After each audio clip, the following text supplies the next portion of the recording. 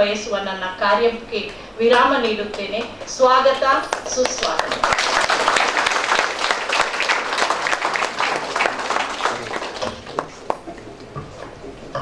ತಮ್ಮ ಅತ್ಯುತ್ತಮವಾದ ಮಾತುಗಳಿಂದ ಹಾಗೂ ಸ್ಪಷ್ಟವಾದ ಕನ್ನಡದಿಂದ ಸಭೆಯಲ್ಲಿ ನೆರೆದಿರುವ ಸಭಿಕರನ್ನು ಸ್ವಾಗತಿಸಿದ ಪ್ರೊಫೆಸರ್ IP ಗೌರಮ್ಮರವರಿಗೆ ಸಹ ನಾವು ಈ ಸಭೆಯ ಪರವಾಗಿ ತುಂಬು ಹೃದಯದಿಂದ ಸ್ವಾಗತವನ್ನು ಬಯಸುತ್ತಿದ್ದೇವೆ.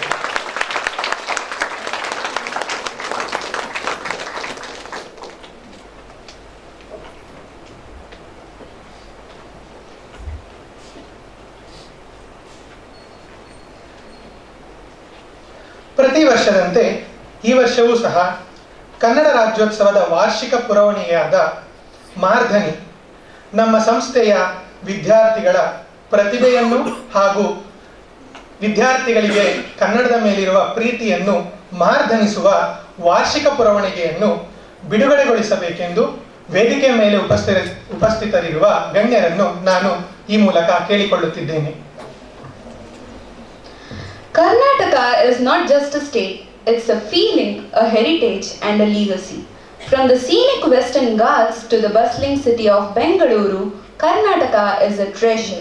To celebrate the diversity, beauty and strength of Karnataka on this special day, we request our dignitaries to release our annual publication, Mardani, dedicated to Kannada Rajyotsava 2024, which showcases the talents and love of our institution students towards our language.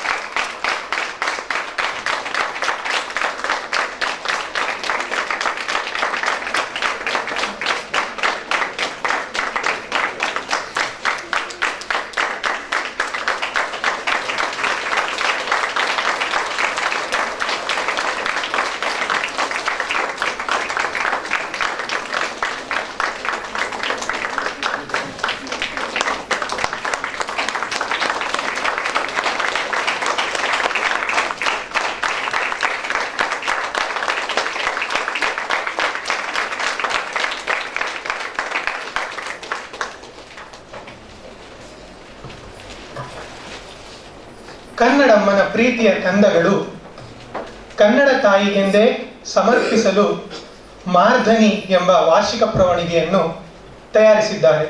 ಹಾಗೂ ಈ ವಾರ್ಷಿಕ ಪುರವಣಿಗೆಯನ್ನು ಬಿಡುಗಡೆಗೊಳಿಸಿದ ಎಲ್ಲ ಗಣ್ಯರಿಗೂ ಧನ್ಯವಾದಗಳು.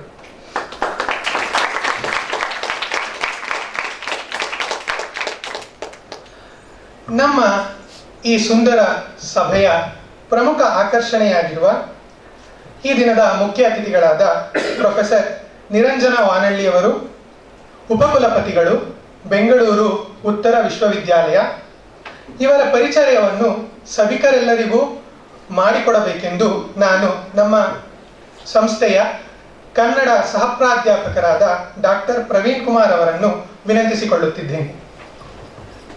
I now request Dr. Praveen Kumar, the Program Coordinator and Kannada Associate Professor of our institution, to introduce Professor Niranjan Vanalli, the Chief Guest and main attraction of today's program, to everyone in the audience. ಎಲ್ರಿಗೂ ನಮಸ್ಕಾರ. ನಾನು doctor Praveen Kumar S, ಕನ್ನಡದ ಸಹಾಯಕ ಪ್ರಾಧ್ಯಾಪಕ. ವೇದಿಕೆ ಮೇಲೆ ಆಸೀನರಾಗಿರುವ ಕಾರ್ಯಕ್ರಮದ ಮುಖ್ಯ ಅತಿಥಿಗಳಾದ ಪ್ರೊಫೆಸರ್ ನಿರಂಜನ್ ವಾನಳ್ಳಿ ಸರ್ ಅವರೇ, ನಮ್ಮ ಕಾಲೇಜಿನ ಹೆಮ್ಮೆಯ ಪ್ರಾಂಶುಪಾಲರಾದ ಪ್ರೊಫೆಸರ್ ವೈ ಶ್ರೀಕಾಂತ್ ಸರ್ ಅವರೇ, ಪ್ರೊಫೆಸರ್ ಗೌರಮ್ಮ ಮೇಡಮ್ ಅವರೇ ಮತ್ತು ವಿದ್ಯಾರ್ಥಿ ಪ್ರತಿನಿಧಿ ಸುಶಾಂತ್ ಅವರೇ, ಹಾಗೂ ವೇದಿಕೆಯ ಮುಂಭಾಗದಲ್ಲಿ ನಡೆದಿರುವ ಎಲ್ಲ ವಿಭಾಗಗಳ ಪ್ರಾಧ್ಯಾಪಕರೇ, ಸಹಾಯಕ ಪ್ರಾಧ್ಯಾಪಕರೇ, ಸಹ ಪ್ರಾಧ್ಯಾಪಕರೇ ಮತ್ತು ಕಾರ್ಯಕ್ರಮದಲ್ಲಿ ನಡೆದಿರುವ ಪೋಷಕರೇ, ವಿದ್ಯಾರ್ಥಿಗಳೇ ಹಾಗೂ ಕಾಲೇಜಿನ ನಲ್ಮೆಯ ವಿದ್ಯಾರ್ಥಿಗಳೇ, ಮೊತ್ತ ಮೊದಲಿಗೆ ತಮ್ಮೆಲ್ಲರಿಗೂ 69ನೇ ಕನ್ನಡ ರಾಜ್ಯೋತ್ಸವದ, ಕರ್ನಾಟಕ ರಾಜ್ಯೋತ್ಸವದ ಶುಭಾಶಯಗಳು. ಈ ದಿನ NCERTಯ ಪ್ರಾದೇಶಿಕ ಶಿಕ್ಷಣ ಸಂಸ್ಥೆ ಮೈಸೂರಿನಲ್ಲಿ ನಾವು ಕನ್ನಡ ರಾಜ್ಯೋತ್ಸವ ಕಾರ್ಯಕ್ರಮ ಹಾಗೂ ನಮ್ಮ ವಿಸ್ತರಣಾ ಶಿಕ್ಷಣ ವಿಭಾಗದ ವತಿಯಿಂದ ಪ್ರತಿ ವರ್ಷವೂ ನಿರಂತರವಾಗಿ ವಿಶೇಷ ಸಂದರ್ಭಗಳಲ್ಲಿ ಆಯೋಜನೆಗೊಳ್ಳುವಂತಹ ಉಪನ್ಯಾಸ ಮಾಲಿಕೆಯ ಅಡಿಯಲ್ಲಿ ಕಲಿಸುವ ಮತ್ತು ಕಲಿಯುವ ಖುಷಿ ಅನ್ನುವ ವಿಷಯದ ಬಗ್ಗೆ ಉಪನ್ಯಾಸ, ಎರಡೂ ಕಾರ್ಯಕ್ರಮಗಳನ್ನು ಜಂಟಿಯಾಗಿ ಹಮ್ಮಿಕೊಂಡಿದ್ದೇವೆ. ಈ ಎರಡೂ ಕಾರ್ಯಕ್ರಮಗಳು ಏಕಕಾಲದಲ್ಲಿ ನಡೀತಿರೋದು ಈ ಕಾರ್ಯಕ್ರಮದ ವಿಶೇಷ. ಅದರ ಮೊದಲಿಗೆ ಕನ್ನಡ ರಾಜ್ಯೋತ್ಸವದ ಭಾಗವಾಗಿ ಪ್ರಾಸ್ತಾವಿಕವಾಗಿ ಒಂದೆರಡು ಮಾತುಗಳನ್ನು ಆಡ್ತಾ ನಾನು ಈ ದಿನದ ಮುಖ್ಯ ಅತಿಥಿಗಳನ್ನು ಪರಿಚಯ ಮಾಡಿಕೊಳ್ಳಲಿಕ್ಕೆ ಇಷ್ಟಪಡ್ತೀನಿ. ತಮ್ಮೆಲ್ಲರಿಗೂ ಗೊತ್ತಿರುವ ಹಾಗೆ ಕನ್ನಡ ಭಾಷೆಗೆ ಸುದೀರ್ಘವಾದಂತಹ ಸಾಂಸ್ಕೃತಿಕವಾದಂತಹ ಮತ್ತು ಐತಿಹಾಸಿಕವಾದಂತಹ ಹಿನ್ನೆಲೆ ಇದೆ. ಪೂರ್ವದ ಹಳೆಗನ್ನಡ, ನಡುಗನ್ನಡ, ಹೊಸಗನ್ನಡ ಹೀಗೆ ಸಾಹಿತ್ಯ ಪ್ರಕಾರಗಳು ಕಾಲಘಟ್ಟಗಳ ದೃಷ್ಟಿಯಿಂದ, ಸಾಹಿತ್ಯ ಪ್ರಕಾರಗಳ ದೃಷ್ಟಿಯಿಂದ ತನ್ನದೇ ಆದ ವೈಶಿಷ್ಟ್ಯವನ್ನು ಕನ್ನಡ ಸಾಹಿತ್ಯ ಹೊಂದಿದೆ. ನಾನು ಮೊನ್ನೆಯ ಫ್ಲಾಶ್ ಬ್ಯಾಕ್ ಕಾರ್ಯಕ್ರಮದಲ್ಲಿ ಕೂಡ ಮಹಾಕವಿ ಪಂಪನ ಮಾತುಗಳಿಂದಲೇ ನನ್ನ ಮಾತುಗಳನ್ನು ಆರಂಭಿಸಿದ್ದೆ. ಮತ್ತೆ ಕನ್ನಡದ ಆದಿಕವಿ ಪಂಪನನ್ನ ನೆನೆಸ್ಕೊಳ್ಳದೆ ಹೋದರೆ ಕನ್ನಡದ ಮೇಷ್ಟ್ರಾಗಿರುವ ನಮ್ಮಗಳಿಗೆ ಅಷ್ಟು ಖುಷಿ ಆಗದೇ ಇಲ್ಲ.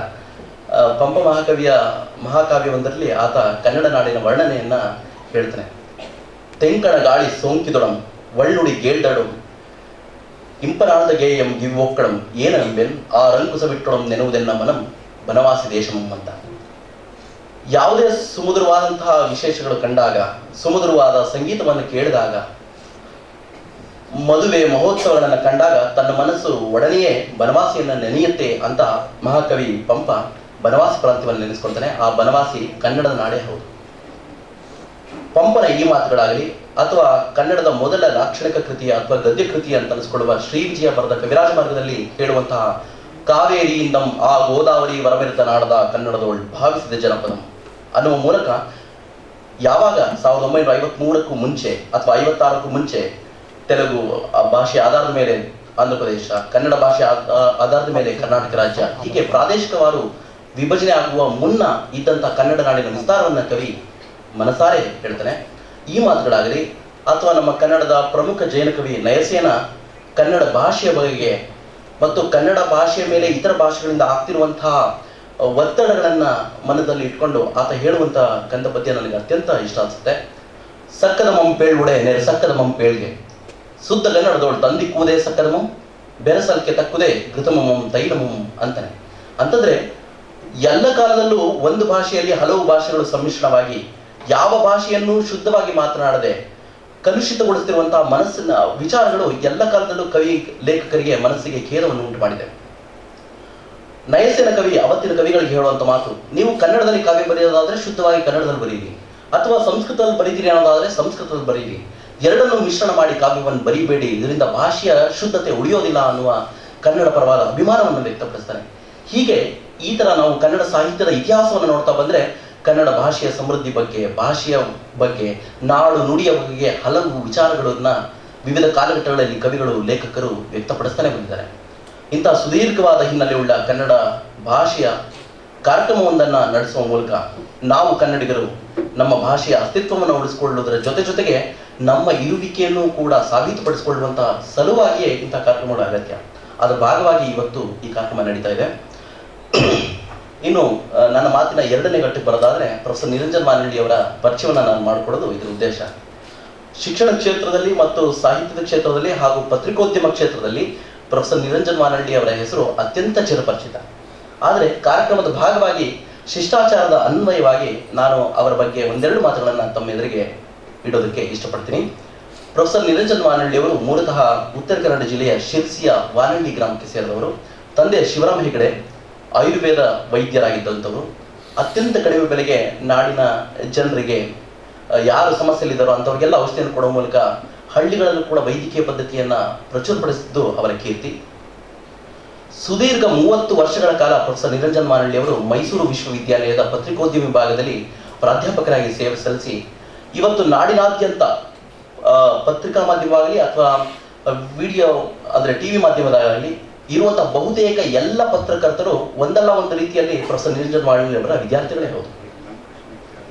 ಜೊತೆಗೆ ಮೈಸೂರು ಯೂನಿವರ್ಸಿಟಿ ಅವರಿಗೆ ಹಲವು ಕಾರ್ಯಭಾರಗಳನ್ನು ನೀಡಿತ್ತು. ಅದರಲ್ಲಿ ಒಂದು EMRCಯ ಡೈರೆಕ್ಟರ್ ಆಗಿ ಅವರು ಕೆಲಸ ಮಾಡಿದ್ದಾರೆ ಮತ್ತು ಬೇರೆ ಬೇರೆ ಜವಾಬ್ದಾರಿಗಳನ್ನು ಅವರು ಮಾಡಿದ್ದಾರೆ. ಅಷ್ಟೇ ಆಗಿದ್ದರೆ ಪ್ರೊಫೆಸರ್ ನಿರಂಜನ್ ವಾನಳ್ಳಿ ಎಲ್ಲರಲ್ಲಿ ಒಬ್ಬರಾಗುತ್ತಿದ್ರು. ಆದರೆ ಅವರು ತಮ್ಮ ಉದ್ಯೋಗದ ಜೊತೆಗೆ ಹವ್ಯಾಸದ ದೃಷ್ಟಿಯಿಂದ ಅವರ ಪತ್ರಿಕೋದ್ಯಮದ ಕುರಿತು ಸಾಕಷ್ಟು ಪ್ರಸಿದ್ಧವಾದ ಪತ್ರಿಕೆಗಳಿಗೆ ನಿರಂತರವಾಗಿ ಅಂಕಣ ಬರಹಗಳನ್ನು ಬರೆದಿದ್ದಾರೆ. ಅವರ ಅಂಕಣ ಬರಹಗಳ ಮೂಲಕ ಅವರು ಕನ್ನಡ ನಾಡಿನಾದ್ಯಂತ ಅತ್ಯಂತ ಚಿರಪರಿಚಿತರಾಗಿದ್ದಾರೆ. ಆಡಳಿತಾಂಗದ ಭಾಗವಾಗಿ ಅವರು ಕರ್ನಾಟಕ ರಾಜ್ಯ ಸಂಗೀತ ವಿಶ್ವವಿದ್ಯಾಲಯಕ್ಕೆ ಕುಲಸಚಿವರಾಗಿ ಕರ್ತವ್ಯ ನಿರ್ವಹಿಸಿದ್ದಾರೆ. ಪ್ರಸ್ತುತ ಅವರು ಬೆಂಗಳೂರಿನ ಬಳಿ ಇರುವ ಕೋಲಾರದ ಟಮಕದಲ್ಲಿರುವಂತಹ ಬೆಂಗಳೂರು ಉತ್ತರ ವಿಶ್ವವಿದ್ಯಾಲಯಕ್ಕೆ ಸನ್ಮಾನ್ಯ ಉಪಕುಲಪತಿಗಳಾಗಿ ಸೇವೆ ಸಲ್ಲಿಸ್ತಾ ಇದ್ದಾರೆ. ಜೊತೆಗೆ UGCಯ ಹಲವು ಪ್ರಸಿದ್ಧವಾದ ಕಮಿಟಿಗಳಲ್ಲಿ ಅವರು ಸದಸ್ಯರಾಗಿ ಕರ್ತವ್ಯ ನಿರ್ವಹಿಸುತ್ತಿದ್ದಾರೆ. ದೇಶದ ಅತ್ಯುನ್ನತ ಶಿಕ್ಷಣ ಸಂಸ್ಥೆಗಳನ್ನ ನ್ಯಾಕ್ಪಿಯರ್ ತಂಡ ಏನು ಇವ್ಯಾಲ್ಯೂಯೇಟ್ ಮಾಡುತ್ತೆ ಅಂತ ಎಷ್ಟೋ ತಂಡಗಳ ಅಧ್ಯಕ್ಷತೆ ಮತ್ತು ಸದಸ್ಯತ್ವವನ್ನು ಅವರು ಹೊಂದಿದ್ದಾರೆ. ಆ ಮೂಲಕ ಉನ್ನತ ಶಿಕ್ಷಣಕ್ಕೆ ಅವರು ಸೇವೆಯನ್ನು ಸಲ್ಲಿಸ್ತಾ ಇದ್ದಾರೆ. ಜೊತೆಗೆ ಮೌಲಾನಾ ಆಜಾದ್ ನ್ಯಾಷನಲ್ ಯೂನಿವರ್ಸಿಟಿಗೆ ಅವರು ಪ್ರೆಸಿಡೆಂಟ್ ನಾಮಿನಿಯಾಗಿ ಕೂಡ ಕೆಲಸ ಮಾಡ್ತಿದ್ದಾರೆ. ಒಂದಷ್ಟು ವರ್ಷಗಳ ಹಿಂದೆ ಅವರ ಪತ್ರಿಕೋದ್ಯಮ ಕ್ಷೇತ್ರದಲ್ಲಿನ ಅವರ ಸಾಧನೆಯನ್ನು ಗುರುತಿಸಿ ನಮ್ಮ ಭಾರತ ಸರ್ಕಾರ ತಜಿಕಿಸ್ತಾನದಲ್ಲಿರುವಂತಹ ಭಾರತದ ರಾಯಭಾರ ಕಚೇರಿಗೆ ಅವರನ್ನ ಇಂಡಿಯನ್ ಅಂಬಾಸಿಡರ್ ಆಗಿ ನೇಮಿಸಿತ್ತು. ಅವರು ಅಲ್ಲೂ ಕೂಡ ಭಾರತದ ಸೇವೆಯನ್ನು ಸಲ್ಲಿಸಿದ್ದಾರೆ. ಮೈಸೂರಿನಂತಹ ಸಾಂಸ್ಕೃತಿಕ ನಗರದಲ್ಲಿ ಇದ್ರೂ ಕೂಡ, ಪತ್ರಿಕೋದ್ಯಮ ಕ್ಷೇತ್ರದಲ್ಲಿ ಅವರು ಇದ್ರೂ ಕೂಡ, ಅವರ ಪ್ರಕೃತಿಯ ಬಗೆಗಿನ ಪ್ರೀತಿ, ಗ್ರಾಮಗಳ ಉದ್ಧಾರ ಹೇಗಾಗಬೇಕು ಅನ್ನೋದ್ರ ಬಗ್ಗೆ ಅವರು ಮಾಡಿದಂತಹ ಒಂದು ಶಾರ್ಟ್ ಡಾಕ್ಯುಮೆಂಟ್ರಿನ ಭಾರತ ಸರ್ಕಾರದ RDPR ಇಲಾಖೆ ಗುರುತಿಸಿ ಆ ವಿಡಿಯೋಗೆ ಲೈಲಾ ಗೋಲ್ಡ್ ಅನ್ನುವ ವಿಡಿಯೋಗೆ ರಾಷ್ಟ್ರ ಪ್ರಶಸ್ತಿಯನ್ನ ಕೊಟ್ಟಿದೆ. ಇದು ನಮಗೆಲ್ಲ ಅತ್ಯಂತ ಹೆಮ್ಮೆ ಅಂತ. ಅವರ ಬಹುತೇಕ ಬರಹಗಳು ಕೃತಿ ರೂಪದಲ್ಲಿ ದಾಖಲಾಗಿವೆ. ಸುದ್ದಿ ಅಷ್ಟೇ ಅಲ್ಲ, ಒಮಾನ್ ಎಂಬ ಒಗಟು, ಸೋಡಿಗದ್ದೆಯ ಚೆಲುವೆಯರು, ಹೀಗೆ ಹಲವು ಕೃತಿಗಳನ್ನ 33 ಕೃತಿಗಳನ್ನ ಅವರು ಬರೆದಿದ್ದಾರೆ. ಅವರಿಗೆ ಕರ್ನಾಟಕ ಸಾಹಿತ್ಯ ಅಕಾಡೆಮಿ ಪ್ರಶಸ್ತಿ ಕೂಡ ಬಂದಿದೆ. ಹೀಗೆ ಹಲವು ಪ್ರಶಸ್ತಿ ಪುರಸ್ಕೃತರಾಗಿರುವಂತಹ ಪ್ರೊಫೆಸರ್ ನಿರಂಜನ್ ವಾನಳ್ಳಿ ಅವರು ಈಗ ಕುಲಪತಿಗಳಾಗಿ ಸೇವೆ ಸಲ್ಲಿಸ್ತಾ ಇರುವಂತವರು. ಇಷ್ಟೆಲ್ಲ ಕಾರ್ಯತಂತ್ರಗಳ ನಡುವೆ ನಾವು ಅವರನ್ನು ಕೋರ್ಕೊಂಡಾಗ ಪ್ರೊಫೆಸರ್ ನಿರಂಜನ್ ವಾನಳ್ಳಿ ಅವರು ಸಂಪೂರ್ಣವಾಗಿ ಸಂತೋಷದಿಂದ ಒಪ್ಪಿ ಇವತ್ತು ಸ್ವಲ್ಪ ಬಿಡು ಮಾಡಿಕೊಂಡು ನಮಗಾಗಿ ಸಮಯ ಕೊಟ್ಟಿದ್ದಾರೆ. ಅವರಿಗೆ ನಾನು NCERT ಪರವಾಗಿ, ಪ್ರಾದೇಶಿಕ ಶಿಕ್ಷಣ ಸಂಸ್ಥೆಯ ಪರವಾಗಿ, ನಮ್ಮ ಕುಲಪತಿಗಳ, ನಮ್ಮ ಪ್ರಾಂಶುಪಾಲರಾದ ಪ್ರೊಫೆಸರ್ ವೈ ಶ್ರೀಕಾಂತ್ ಸರ್ ಪರವಾಗಿ ಹಾಗೂ ನಮ್ಮೆಲ್ಲ ಪ್ರಾಧ್ಯಾಪಕ ಬಳಗ, ವಿದ್ಯಾರ್ಥಿ ಬಳಗದ ಪೂರ್ವಕ ಮತ್ತೊಮ್ಮೆ ಅವರಿಗೆ ನಮಸ್ಕಾರಗಳನ್ನು ಸೂಚಿಸ್ತಾ ಮತ್ತೊಮ್ಮೆ ಅವರನ್ನು ಸ್ವಾಗತಿಸ್ತೀನಿ. ನಮಸ್ಕಾರ.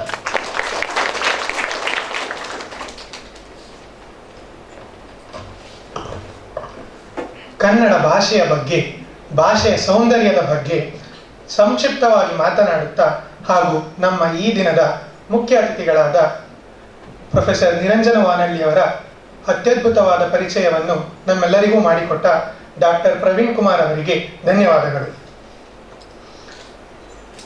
ನಿಮ್ಮ ಕನ್ನಡ ಎಲ್ಲ ಜನರ ಕನ್ನಡ. ನಮ್ಮ ಉಸಿರು, ನಮ್ಮ ಕಸುಬು ಕನ್ನಡ. ನಮ್ಮ ಹೆಸರು, ನಮ್ಮ ಕಸುಬು ಕನ್ನಡ. ಕನ್ನಡವಿದು ಕನ್ನಡ, ಬನ್ನಿ ನಮ್ಮ ಸಂಗಡ, ಒಂದಾಗುವ ಎಂದೆದ್ದರೆ ತಡೆವ ಬಂಟರಲ್ಲಿ, ಕನ್ನಡ ಜನ ಕವಿದೆದ್ದರೆ ನಿಲ್ಲುವ ಗಂಡರಲ್ಲಿ ಎಂಬುವ ಗೋಪಾಲಕೃಷ್ಣ ಅಡಿಗರ ಮಾತುಗಳನ್ನು ನೆನೆಯುತ್ತಾ ತಮ್ಮ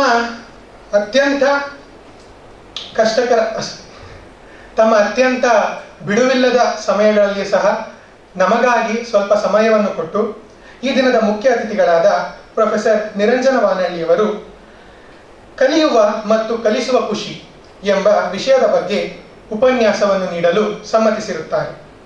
ಹಾಗಾಗಿ ಈಗ ನಾನು ಮಾನ್ಯ ಪ್ರೊಫೆಸರ್ ನಿರಂಜನ ವಾನಳ್ಳಿಯವರನ್ನು ತಮ್ಮ ಉಪನ್ಯಾಸವನ್ನು ನೀಡಲು ವೇದಿಕೆಗೆ ಬರಮಾಡಿಕೊಳ್ಳುತ್ತಿದ್ದೇನೆ.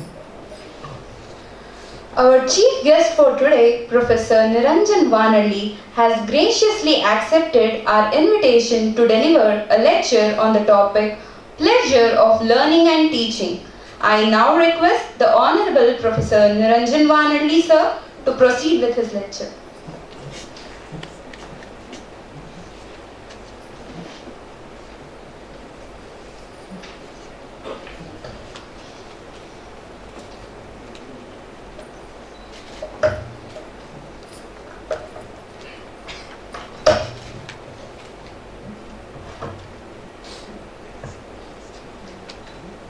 ವೇದಿಕೆ ಮೇಲಿರುವ ಎಲ್ಲ ಆತ್ಮೀಯರೇ, ಸಭೆಯಲ್ಲಿರುವ ಈ ಶಿಕ್ಷಣ ಸಂಸ್ಥೆಯ ಅಧ್ಯಾಪಕ ವೃಂದದವರೇ ಹಾಗೂ ಪ್ರೀತಿಯ ವಿದ್ಯಾರ್ಥಿ ಮಿತ್ರರು, ನಾನು ಕನ್ನಡದಲ್ಲೇ ಮಾತನಾಡೋದು ಅಂತ ಅಂದ್ಕೊಂಡಿದ್ದೆ. ಆದರೆ ಅನೇಕ ನಾರ್ತ್ ಈಸ್ಟ್ ಮುಖಗಳನ್ನು ನೋಡ್ತಾ ಇದ್ದೀನಿ. ಹಾಗಾಗಿ ಇಂಗ್ಲೀಷ್ನಲ್ಲೂ ಮಾತನಾಡೋದು ನನ್ನ ಕರ್ತವ್ಯ ಅಂತ ಅಂದ್ಕೋತೀನಿ. RIE ಬಗ್ಗೆ 6-7ನೇ ಕ್ಲಾಸ್ನಲ್ಲಿ ನಾನು ಮೈಸೂರಿನಲ್ಲಿ ಓದ್ತಾ ಇದ್ದಾಗಲಿಂದ ಒಂಥರ ಕುತೂಹಲ, ಒಂಥರ ಖುಷಿ, ಒಂಥರ ಅಭಿಮಾನ. ನಾನು ಹೈಸ್ಕೂಲ್ನಲ್ಲಿ ರಾಮಕೃಷ್ಣ ವಿದ್ಯಾಶಾಲೆಯಲ್ಲಿ ಓದ್ತಾ ಇದ್ದಾಗ ಇಲ್ಲಿ ವಿಷಜ್ವಾಲೆ ಅಂತ ನಾಟಕ ಮಾಡಿದ್ದು. ಅದು ಹೈಸ್ಕೂಲ್ ನಾಟಕ ಸ್ಪರ್ಧೆಯಲ್ಲಿ. ಆವಾಗ ನಮಗೆ ಪ್ರಥಮ ಬಹುಮಾನ ಬಂದಿತ್ತು, ನನಗೆ ಅತ್ಯುತ್ತಮ ನಟ ಪ್ರಶಸ್ತಿ ಕೂಡ ಬಂದಿತ್ತು. ಇವತ್ತಿಗೂ ಬಹುಶಃ 45-50 ವರ್ಷಗಳ ನಂತರ ಅದೊಂದು ಒಳ್ಳೆಯ ನೆನಪು. ಆಮೇಲೆ ಆರೈಗೆ ಬಂದಾಗಲೆಲ್ಲ ನನಗೊಂಥರ ಸೋತ ಅನುಭವ ಆಗುತ್ತೆ. ಏನು ಅಂತಂದರೆ ಸರ್, ನನ್ನ ಮಗಳಿಗೆ ಇಲ್ಲಿ ಡೆಮಾನ್ಸ್ಟ್ರೇಷನ್ ಸ್ಕೂಲಲ್ಲಿ ಸೀಟ್ ಸಿಕ್ಕಿತ್ತು. ಆದರೆ ನಾನು ಎಷ್ಟು ಬೇಜವಾಬ್ದಾರಿ ಅಪ್ಪ ಅಂದರೆ ಆ ಸೀಟ್ ಸಿಕ್ಕಿದ್ದನ್ನು ನೋಡಲಿಕ್ಕೆ ಹೋಗಿಲ್ಲ. ನನಗೆ ಯಾರೋ ಬಂದು ಹೇಳಿದ್ರು, ಸರ್ ನಿಮ್ಮ ಮಗಳಿಗೆ ಸೀಟ್ ಸಿಕ್ಕಿದೆ, ನೀವು ಹೋಗಿ ಸೇರಿಸ್ಲಿಲ್ವಾ ಅಂತ. ನಾನು ಬರೋ ಹೊತ್ತಿಗೆ ಅಡ್ಮಿಷನ್ ಮುಗಿದೋಗಿತ್ತು. ಪ್ರಾಂಶುಪಾಲರು ಹೇಳಿದ್ರು, I am sorry, admission time is over, it's okay ಅಂತ ಹೊರಟ್ಬಿಟ್ಟೆ. ಇವತ್ತಿಗೂ ನನಗೆ ಗೊತ್ತಿಲ್ಲ ಅದು ನಾನು ಒಂದೊಂದು ಸಾರಿ ಜೀವನದಲ್ಲಿ ಹೇಗೆ ಬಂದ್ಬಿಡತ್ತೆ ಸಮಯಗಳು ನೋಡಿ. ಅದು ಒಳ್ಳೇದಾಯ್ತೋ ಕೆಟ್ಟದ್ದಾಯ್ತೋ ಏನೋ ನನಗೆ ಅರ್ಥ ಆಗ್ತಿಲ್ಲ.